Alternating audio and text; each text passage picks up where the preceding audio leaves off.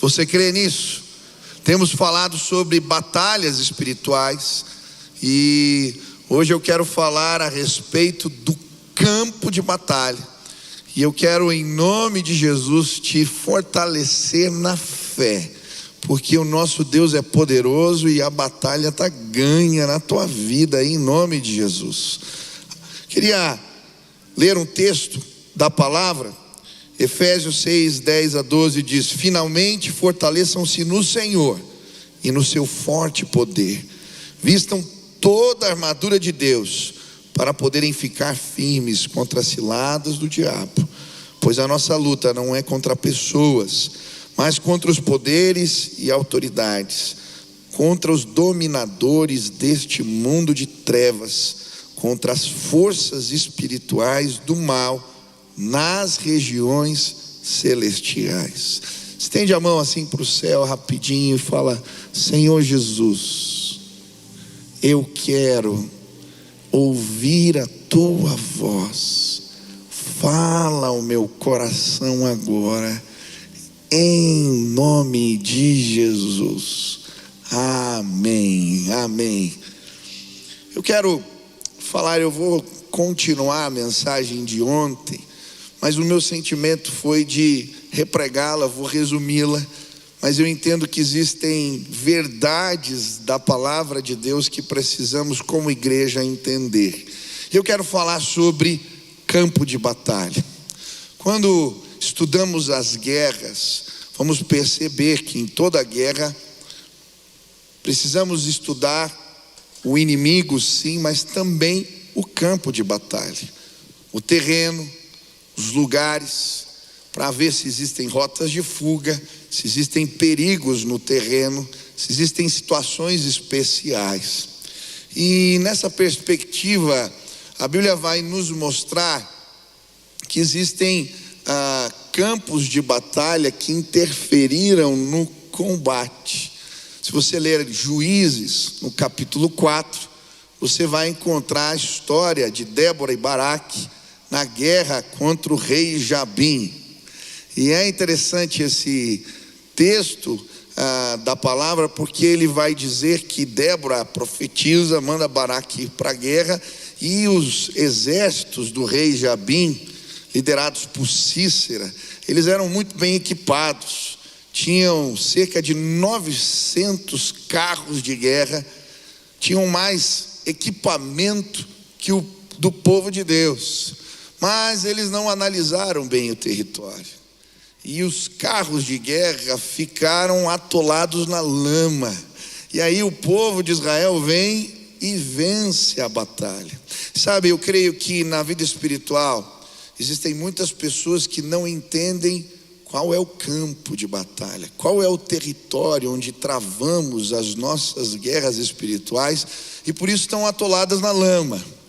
Não conseguem progredir, não conseguem avançar, não conseguem ir adiante. Mas hoje você veio a esta casa e Deus vai te revelar qual é o território, e nós vamos avançar, nós vamos crescer, nós vamos chegar no alvo, porque Deus está do nosso lado, amém?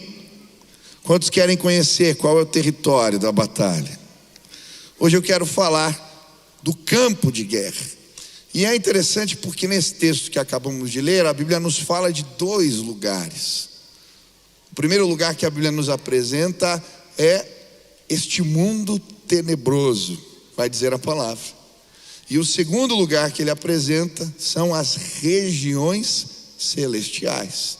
Ele vai dizer que a nossa guerra são contra os dominadores desse mundo tenebroso e contra as forças espirituais do mal nas regiões celestes. Eu quero olhar para esses dois lugares e entender o que a palavra de Deus quer nos ensinar sobre o nosso campo de batalha. O primeiro lugar que nós vamos estudar é esse mundo tenebroso. O que significa isso? Que lugar é esse? O que a Bíblia chama de mundo de trevas. E quando eu estava estudando esse tema, algo me chamou a atenção na perspectiva bíblica. Quando a Bíblia fala de mundo, na verdade ela está falando de 3 tipos de domínios. O primeiro tipo de domínio tem a ver com o tempo. É interessante que a palavra grega que define mundo é aion. Repete comigo, aion. Essa é a palavra. E ela, no primeiro momento, o primeiro entendimento dela, ela é uma medida de tempo. É por isso que muitos textos da palavra de Deus vão traduzir a palavra mundo por século ou era. Romanos 12:2 diz: e não vos conformeis com este século. Algumas versões diz mundo, mas transformai-vos pela renovação da vossa mente, para que experimenteis qual é a boa, agradável e perfeita vontade de Deus. 2 Timóteo 4:10 vai dizer: porque Demas, tendo amado o presente século, me abandonou e se foi para Tessalônica. Ele está falando de um tempo. E é muito interessante porque a origem da palavra aion tem a ver com uma divindade grega. Se estudar a mitologia, vai descobrir que Aion era o deus do tempo, ou o deus das eras para os gregos. E esse deus, essa divindade, ela era representada por um homem seminu que ficava dentro de um arco, de uma roda, a roda do tempo. Outra representação dessa divindade era uma serpente em forma de anel, mordendo o próprio rabo. Esse era Aion. É por isso que quando Paulo vai dizer em 2 Coríntios 4:4, nos quais o Deus deste século cegou o entendimento dos incrédulos, na verdade está dizendo o Deus Aion. Tinha um significado diferente para a cultura e para o povo da época. Olha, o Deus do tempo, o Deus desta era, ele cegou o entendimento de vocês. E o que isso representa para nós espiritualmente? O que a Bíblia quer nos ensinar aqui relacionado ao mundo? Em primeiro lugar, mundo representa espiritualmente, na perspectiva bíblica, o tempo da dominação do mal.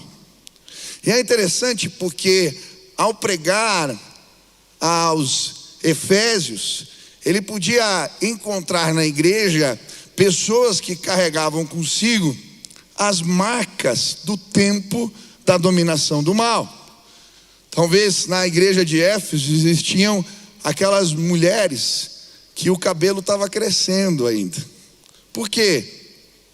Porque as meninas com 15 anos de idade, muitas delas eram levadas para o templo de Artemis ou de Diana dos Efésios, e lá elas participavam de uma cerimônia onde o cabelo era raspado e elas eram consagradas naqueles templos como prostitutas cultuais. E aquelas meninas de 15 anos agora eram tomadas por todo tipo de homem e de gente, porque elas tinham sido consagradas pelos seus pais para isso. Mas quando elas escutaram a mensagem do evangelho e começaram a chegar na igreja, elas traziam agora as marcas do tempo da dominação do mal. Outros traziam as cicatrizes, que tinham a ver com os cultos pagãos, que tinham a ver com os feitiços, com as magias, e praticavam autoflagelo, automutilação, e por isso eles chegavam, estavam agora na igreja, carregando consigo as marcas do tempo da dominação do mal. Outros participavam das festas de Dionísio, se embriagavam e carregavam agora, por causa do alcoolismo, as sequelas do tempo da dominação do mal. E sabe, talvez existam pessoas que chegaram a esta casa hoje e carregam consigo ainda as marcas deste tempo, o tempo da dominação de Aion, o tempo da dominação do mal. Você chegou aqui, mas ainda é dominado em algumas áreas da sua vida. Alguns pecados trouxeram destruição para a sua casa. Você tem vícios e maus hábitos que você não consegue lidar. Você chegou a esta casa hoje trazendo as marcas desse tempo, as marcas de domínio. Mas deixa eu te contar algo maravilhoso. Jesus, quando estava no Calvário, nós cantamos aqui sobre o poderoso sangue de Jesus. Quando ele estava no Calvário com os braços estendidos, um soldado romano meteu uma esponja no vinagre e deu para ele beber. E depois dele tomar do cálice do sofrimento, ele disse em alta voz: está consumado. Acabou. O tempo da dominação do mal terminou. Consumado. Esse era o termo usado nas cartas de alvará de soltura. Quando um preso cumpria a sua sentença, ele recebia uma carta com um sinete e vinha escrito: está consumado. O tempo da dominação do mal acabou. E hoje eu vim dizer para você, na autoridade do nome de Jesus, que o tempo da dominação do mal vai acabar na sua vida, porque Jesus já conquistou isso na cruz do Calvário. Acabou, cessou. O Deus do tempo, desta era, deste século, ouviu Jesus dizer: está consumado, aleluia. Essa é a verdade do Evangelho para todo aquele que crê. O tempo da dominação do mal acabou. Eu lembro do testemunho do irmão Paulo. Ele vem aqui várias vezes na igreja e ele falava para mim: pastor, eu era dominado pelo álcool. A minha esposa se converteu e começou a orar por mim. Um dia eu cheguei em casa e pedi para ela me servir um copo de cachaça. Quando eu meti na boca, aquilo tinha um gosto insuportável. Eu cuspi tudo e disse: o que você pôs na minha bebida? Ela disse: eu não pus nada. Pastor, naquele dia eu entendi que a minha mulher, através das suas orações, tinha poder em Deus para declarar que o tempo do mal acabou. Eu fui liberto aquele dia, nunca mais. Deus fez algo novo. O tempo da dominação do mal chegou, acabou naquela casa. Eu lembro da história, a minha esposa contando para mim essa semana. Elas fizeram uma reunião com algumas esposas de pastores do ministério ali do One e receberam a visita da Elaine, uma pastora que tem um ministério junto com o pastor Adi James, que cuida de pastores. Ela contou uma história linda de restauração. Ela contando que ela se converteu, ela era adolescente. A Elaine andava sempre escondida, sozinha, cabisbaixa na escola, tentando esconder as marcas dos abusos que ela sofria em casa. Seu pai era um abusador e machucou ela com palavras, batia nela, abusou de todas as formas que você pode imaginar. E aquela menina vivia escondida, mas alguém na sua escola que conhecia Jesus lhe apresentou o Evangelho. Ela acreditou em Jesus, começou a caminhar com Deus e já na maturidade espiritual, já mais velha, o seu pai, aquele homem que ela odiava, que ela não suportava, que ela não queria ver na sua frente, fica doente, com câncer. E agora ela já é uma cristã, uma pessoa convertida. E ela então chama o seu pai para dentro da sua casa, dá comida na boca dele, cuida dele. Depois ele vai parar no hospital. E aí chamam ela, ele já está definhando uma situação muito difícil. E agora ela tinha que, às vezes, dar banho e cuidar do seu pai. E todas as memórias dos abusos vinham. E como, pastor? E ela dizendo, naquele momento ela orou: Deus, me faz enxergar um bebê. E Deus mudou os seus olhos em relação ao seu pai. Ela cuidou do seu pai. As mágoas ficaram no passado, porque aquela irmã entendeu o que Jesus disse na cruz do Calvário: está consumado. O tempo da dominação do mal acabou. Eu não sei qual é a sua história. Talvez você seja prisioneiro de mágoas. dos machucados da vida. Talvez você seja prisioneiro de maus hábitos, de pecados com os quais você não sabe lidar. Mas hoje eu quero declarar em nome de Jesus sobre a sua vida: Aion foi derrotado, está consumado, o tempo da dominação do mal acabou, aleluia. Quantos já viveram essa experiência de serem restaurados por Deus, amém? Aleluia. Você pode aplaudir a Jesus.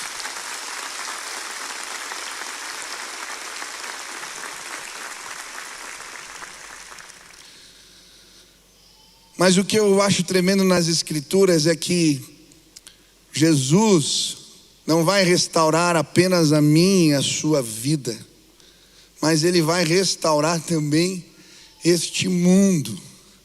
E a Bíblia fala a respeito de um evento escatológico chamado consumação dos séculos.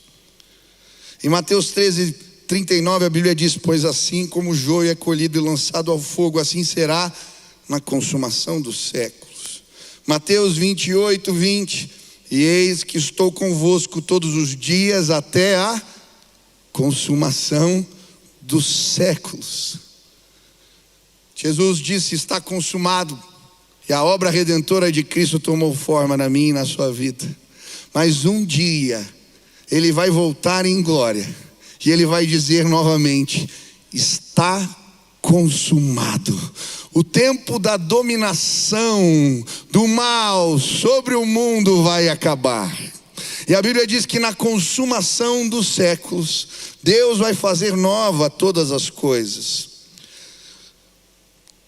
Atos 3:21 diz: os tempos da restauração de todas as coisas, de que Deus falou por boca dos seus santos profetas desde a antiguidade.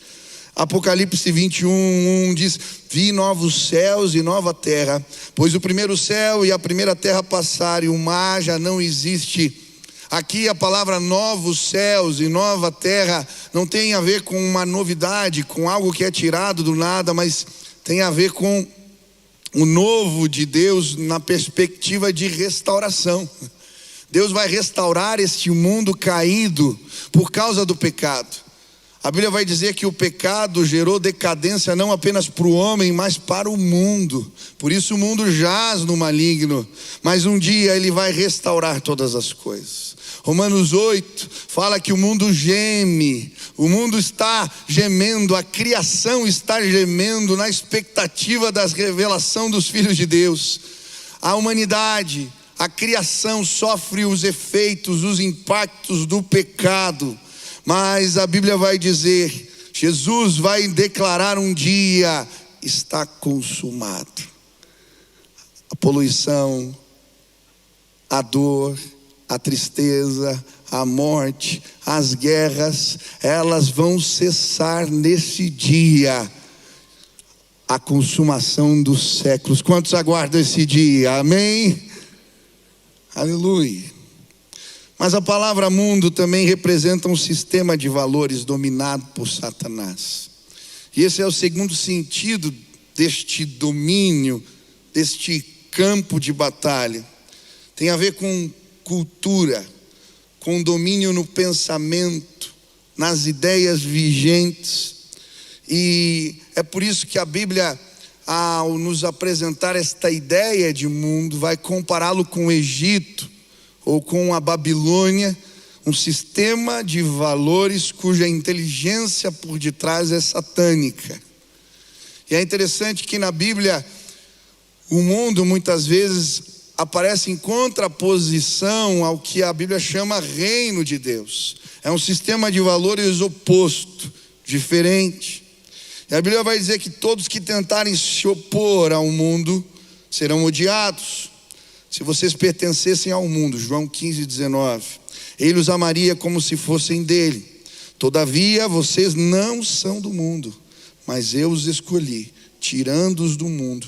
Por isso o mundo os odeia. Ele está falando desse domínio, onde tudo e todos que tentam se contrapor a esse movimento são de alguma maneira pressionados. E eu acho interessante o termo que a Bíblia usa para falar do mundo em Efésios, capítulo 2, versículo 2. Nos quais vocês andaram noutrora, segundo o curso deste mundo, segundo o príncipe da potestade do ar. O que ele está falando? É como um curso de um rio, como um caminho de um rio. Se você tentar resistir à força das águas, você é levado. Existe uma pressão social que vem de todos os lados, querendo imprimir um jeito de pensar, um jeito de fazer, um estilo de vida, valores. É como um curso de um rio. E sabe, muitas pessoas estão sendo levadas pelo curso deste mundo. Eu lembro de algum tempo atrás apresentar aqui os estudos de Salomão Asch, o pioneiro da psicologia social, pai do conformismo. E ele vai falar exatamente isso. Ele vai provar cientificamente que a maioria de nós é levado pela opinião dos outros. Ele faz um teste com perguntas fáceis. E ele coloca pessoas na frente daqueles que são a cobaia do experimento. E as pessoas começam a responder errado. As pessoas que estão na frente, embora as perguntas sejam óbvias, aqueles que vêm na sequência começam a responder como os outros. 75% das pessoas fizeram isso nos experimentos. O que eu quero dizer é que existe 75% de chance de você ser levado pela pressão social, pela cultura desse tempo. É científico isso. Mas pastor, como então podemos resistir o curso deste mundo? Primeiro, não despreze o perigo ou a força que representa o curso desse mundo. Sabe o que eu vejo? Tem muita gente olhando para as águas, para o rio passar, e ele parece bonito. Algumas falas a respeito de justiça, de igualdade, algumas perspectivas parecem tão interessantes. E muitos de nós nos aproximamos do rio. Daqui a pouco colocamos um pezinho na água. Daqui a pouco a gente vê se dá pé, e quando vemos, estamos sendo levados pelo curso deste mundo. Eu lembro quando eu era criança, muitas vezes eu ia passar as férias na casa do Sofonias, lá na praia. Perto da casa tinha um mangue, a gente era criança e ficava caçando siri. Só que tinha um riozinho que era um esgoto que desembocava naquele lamaçal. Eu lembro um dia, eu, moleque, cheguei perto e comecei a ver um siri que estava andando por ali. Eu fui andando, eu fui chegando mais perto, e o siri foi indo para baixo, e eu quis olhar e eu me desequilibrei. E eu caí naquela água podre. Fiquei todo eslameado. E sabe, eu vejo muita gente exatamente assim. Vai se aproximando. E quando vê, está enredado. Mas pastor, como eu posso resistir? O texto em Efésios começa dizendo: fortaleçam-se no Senhor e na força do seu poder. Vistam toda a armadura de Deus. E aí ele começa a dizer: para poder ficarem firmes, para resistirem, para se tornarem inabaláveis. Sabe como você vai resistir o curso desse mundo? Quando você estiver cheio de Deus, quando você buscar a força dele, quando você for sim fortalecido no Senhor e na força do seu poder. Essa semana eu vi um vídeo que me impactou na internet. Eu quero passar aqui rapidinho. Eram crianças cantando.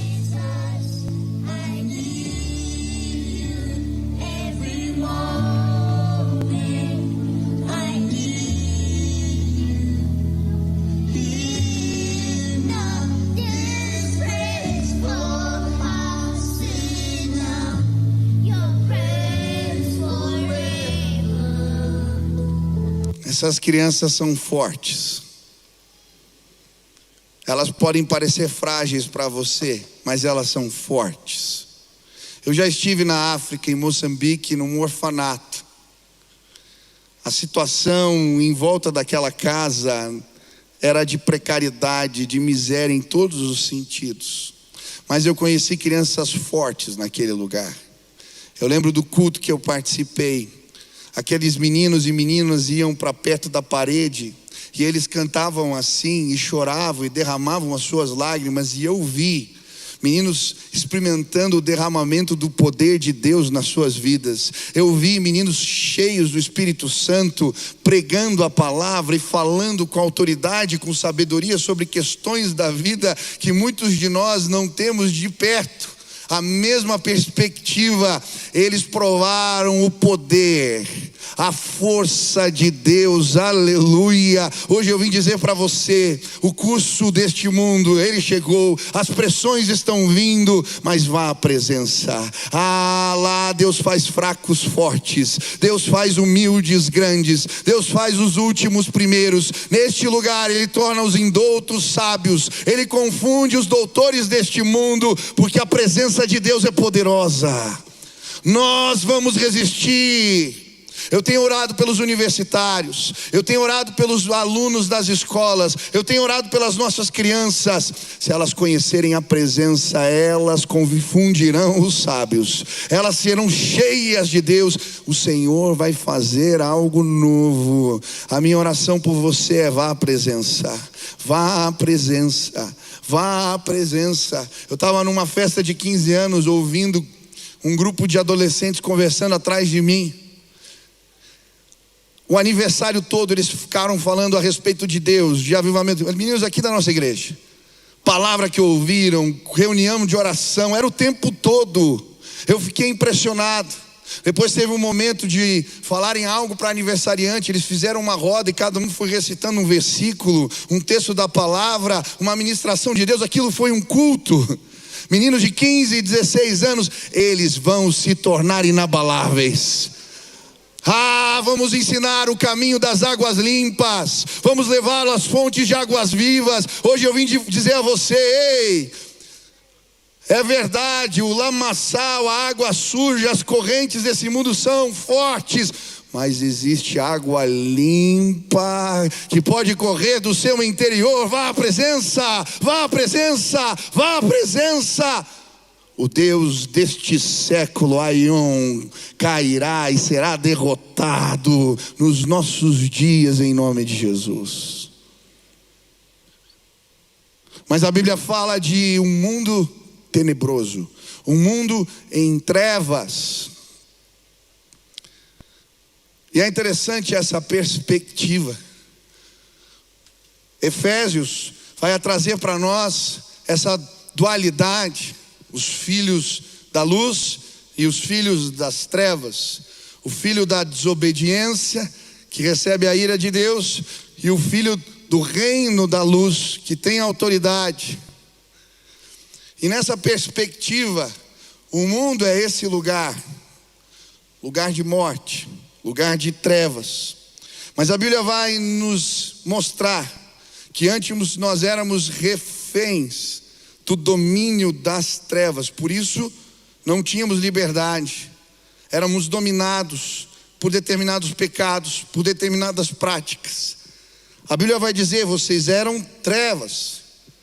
Efésios 5:8 diz: pois outrora erais trevas, porém agora sois luz no Senhor. Andai como filhos da luz, porque o fruto da luz consiste em toda bondade, justiça e verdade, provando sempre o que é agradável ao Senhor. A Bíblia vai dizer para nós de diferentes formas que nós fomos libertos do domínio das trevas. Efésios 5:14, ele diz: desperta, ó tu que dormes, de entre os mortos, e Cristo te iluminará. Aleluia. Ele ressurgiu, nós com ele. A Bíblia vai dizer em Colossenses 1, versículo 12 e 13: dando graças ao Pai que nos tornou dignos de participar da herança dos santos no reino da luz, pois ele nos resgatou do domínio das trevas e nos transportou para o reino da sua luz. 1 Pedro 2,9: você, meu irmão, Vocês, porém, são geração eleita, sacerdócio real, nação santa, povo exclusivo de Deus, para anunciar a grandeza daquele que os chamou das trevas para a sua maravilhosa luz. Aleluia!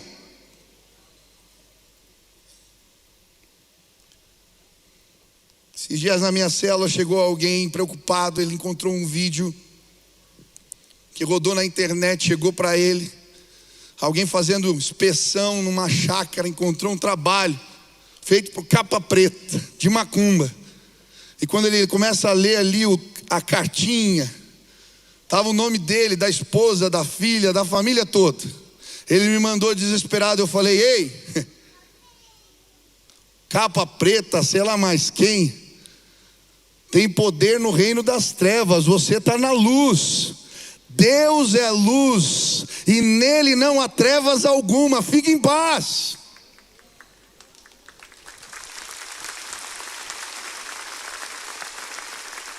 Aqui as trevas não chegam. Mas eu preciso te confrontar em algo. Em Efésios 5 ele vai dizer que tem muito crente no reino da luz que gosta de ir no interruptor apagar a luz. E tem muita gente se tornando suscetível às coisas das trevas, porque se relaciona com as trevas. Mas pastor, como assim? A Bíblia vai falar das obras das trevas. Mas a impudicícia, atos sexuais ilícitos, toda sorte de impureza, cobiça, nem sequer se nomeia entre vós, como convém aos santos, nem conversação torpe, nem palavras vãs, ou chocarrices, coisas essas inconvenientes, antes pelo contrário, ações de graças. Sabei, pois isto, nenhum incontinente ou impuro ou avarento que é idólatra tem herança no reino de Deus. Ninguém vos engane com palavras vãs, porque essas coisas vêm a ira de Deus sobre os filhos da desobediência. Portanto, não sejais participantes com eles, pois outrora erais trevas, porém agora sois luz no Senhor.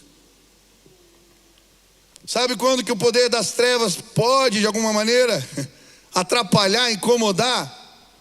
Quando você pratica as obras das trevas.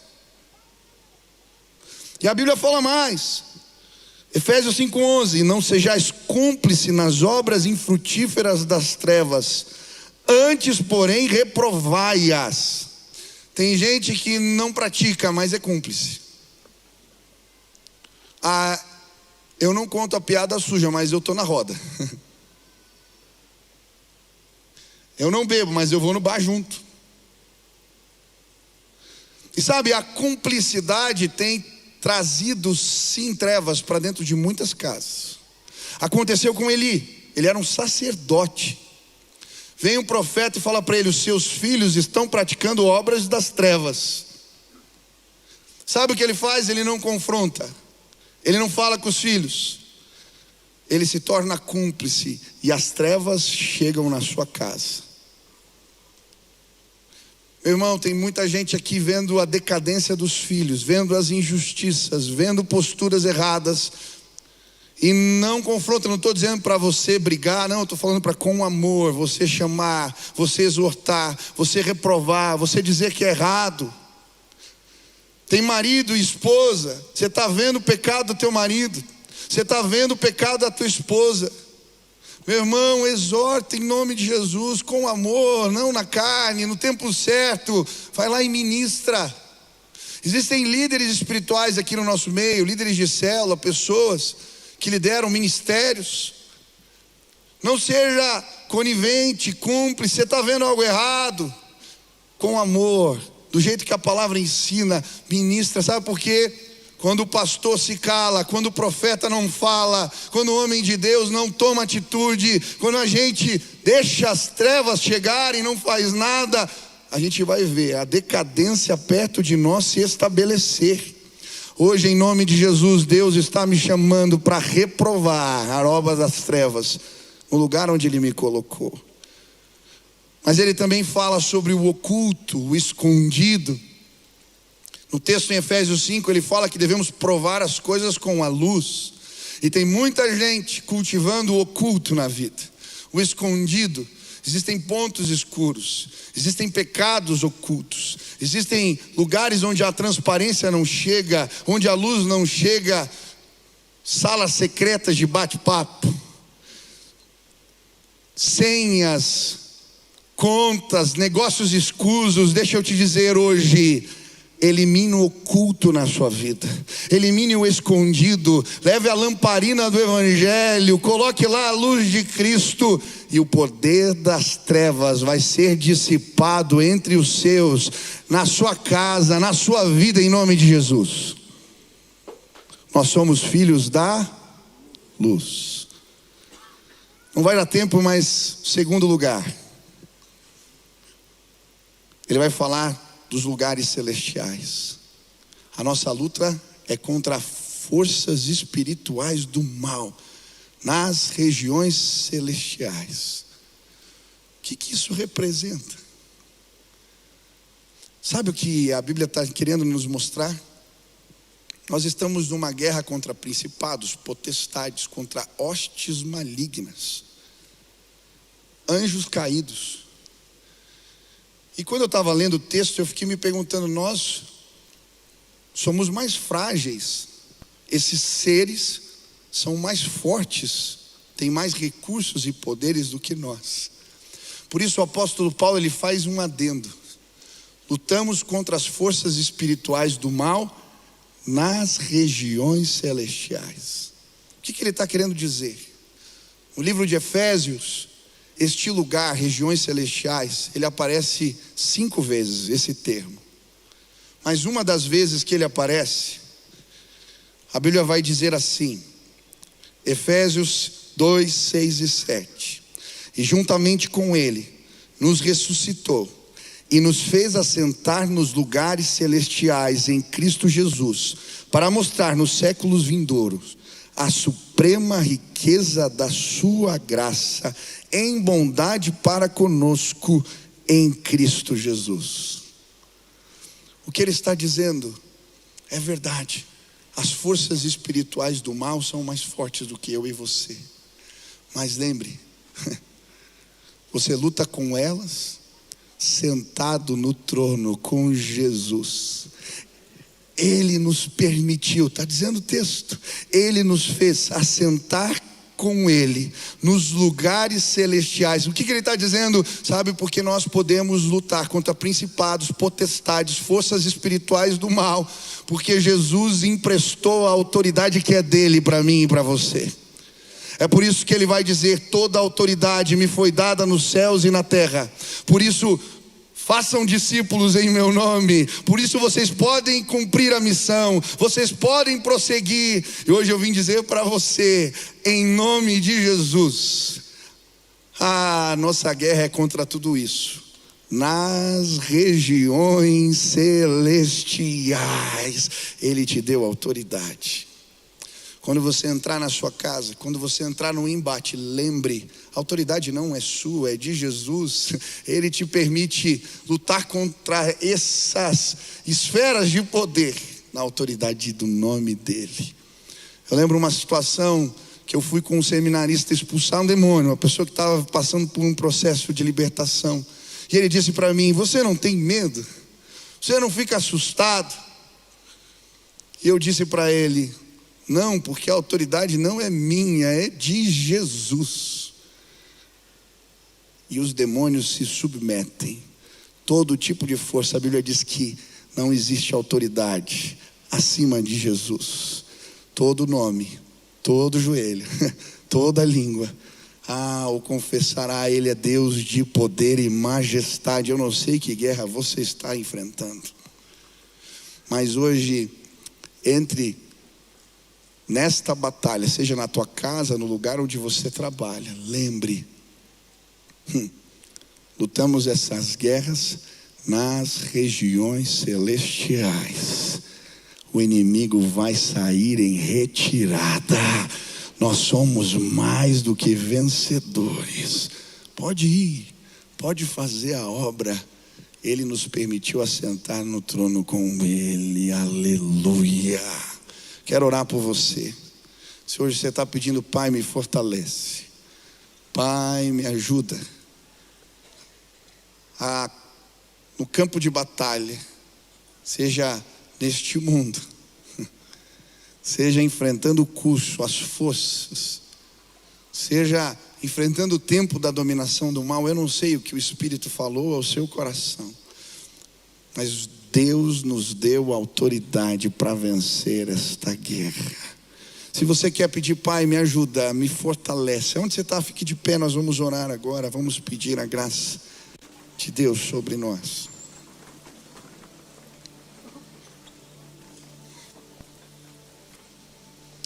Feche seus olhos, estenda suas mãos assim, clame a presença, clame: Deus, eu preciso dos recursos. Quando ele fala das regiões celestes, ele fala toda sorte de bênçãos. Quando ele fala das regiões celestes, ele fala dos dons espirituais. Quando ele fala das regiões celestes, ele fala da autoridade. Eu não sei qual é a tua guerra, eu não sei qual é a tua batalha. Talvez o teu enfrentamento tenha a ver com um filho que está fora dos caminhos do Senhor. Talvez uma confusão na sua casa, no lugar onde você trabalha. Eu não sei. Mas hoje eu quero dizer: nós estamos no lugar onde nos tornamos os mais fortes do mundo, fortalecidos no Senhor e na força do seu poder. Pai, em nome de Jesus, fortalece pessoas hoje neste lugar. Alguns estão cansados, alguns estão se sentindo sozinhos, são os únicos dentro de casa que confessam o teu nome. Existem mulheres orando pelos seus maridos, existem filhos orando pelos seus pais, existem pais orando pelos seus filhos, existem pessoas colocando o lugar onde trabalham diante do Senhor. O curso do mundo tem levado pessoas perto de nós, mas nós somos a resistência. E eu quero pedir agora: Pai, fortalece os teus filhos na força do seu poder, que eles sejam cheios do Espírito Santo de Deus, como aquelas crianças na África, que eles possam experimentar o derramar do Senhor nesta casa, que eles voltem para casa plenos, voltem para casa cheios, que eles voltem para casa sabendo em quem tem crido. Sim, Pai, em nome de Jesus. Pessoas estão ouvindo essa oração agora, e muitas estão ainda debaixo do domínio do mal.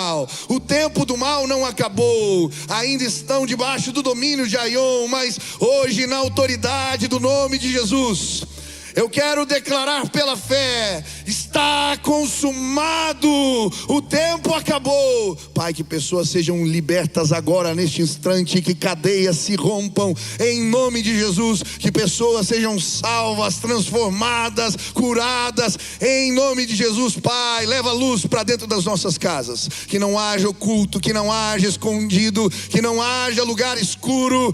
O Senhor é luz e no Senhor não há trevas algumas. Mas, Pai, agora eu me lembro, lutamos esta batalha nas regiões celestiais, junto ao trono de graça, junto a Jesus Cristo. Toda a autoridade nos foi dada. O Senhor nos deu autoridade para vencermos forças maiores do que as nossas. Por isso agora, na autoridade do nome de Jesus, repreendemos o inimigo, repreendemos a força do mal, declaramos a tua vitória. Levanta um povo ousado, corajoso, valente, cheio de fé, que pise dentro de casa e anuncie, declare a vitória do Senhor. Nos enche desta graça. Pai, levanta meninos, meninas, crianças, homens, idosos, mulheres cheias do teu Espírito. Homens que entram nos lugares escuros, dos lugares de trevas deste mundo, mas na autoridade do nome de Jesus. Como Paulo chegou em Éfeso e viu aquele lugar transformado, que possamos meter o pé nos antros de escuridão desta terra e declarar: a luz chegou, a luz chegou, Deus é maior, a glória de Deus. Que a glória do Senhor se manifeste, que pessoas com o rosto brilhando voltem para casa. Manifesta a tua glória, manifesta o teu poder, fala aos nossos corações, levanta o teu povo hoje. Essa é a nossa oração, em nome de Jesus, amém. Deus abençoe sua vida.